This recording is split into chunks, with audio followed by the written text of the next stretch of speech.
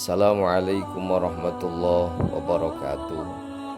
Sahabat FKIS yang dimuliakan oleh Allah, saya yakin Anda semuanya, teman Anda semuanya, kita semuanya, termasuk keluarga besar Fakultas Keislaman, tentu memiliki impian demi impian di masa yang akan datang. Tetapi kita lihat tidak semua orang yang pada akhirnya dia berhak menggapai impian demi impian yang telah dia miliki. Kenapa masalahnya? Karena yang paling punya hak untuk mengabulkan impian itu adalah Allah. Saat Allah berkehendak, maka impian itu pasti akan datang dengan cara yang indah. Lalu bagaimana caranya? Mari kita simak. Dulu ada putranya Sultan Murad yang kedua, namanya Muhammad. Saat berusia 17 tahun, ayahnya ini punya keinginan menaklukkan Konstantinopel, sebuah kerajaan besar yang beberapa kali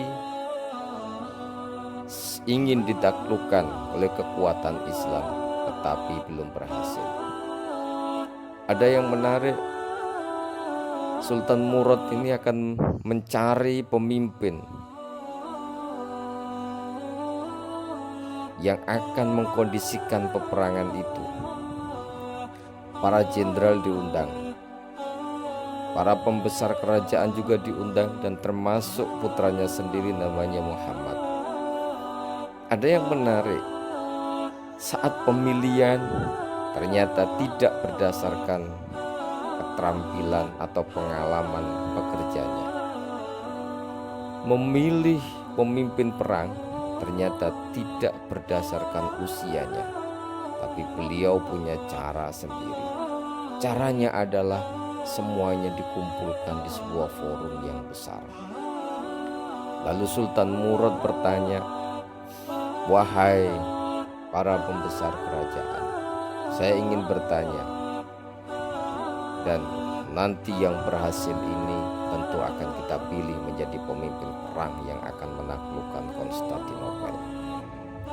Siapa di antara Anda yang sejak usia balik sampai hari ini selalu sholat 5 waktu?" Subhanallah, semuanya pada angkat tangan. Pertanyaan berikutnya, siapa di antara Anda yang selalu sholat jamaah 5 waktu? Mulai dari balik sampai sekarang, yang angkat tangan tinggal separuh. Berikutnya, siapa di antara Anda yang sejak usia balik sampai hari ini itu selalu sholat sunnah rawatib? Dan yang angkat tangan tinggal sepertiga dari yang hadir. Pertanyaan berikutnya, siapa di antara Anda yang sejak usia balik sampai hari ini itu selalu sholat sunnah tahajud? Dan tidak ada yang angkat tangan. Yang satu-satunya yang angkat tangan saat itu adalah Muhammad, putranya sendiri yang kemudian mendapatkan julukan Muhammad Al-Fatih. Maka saat itulah ayahnya Baginda mengumumkan bahwa yang berhak menjadi pemimpin perang menaklukkan Konstantinopel adalah Muhammad.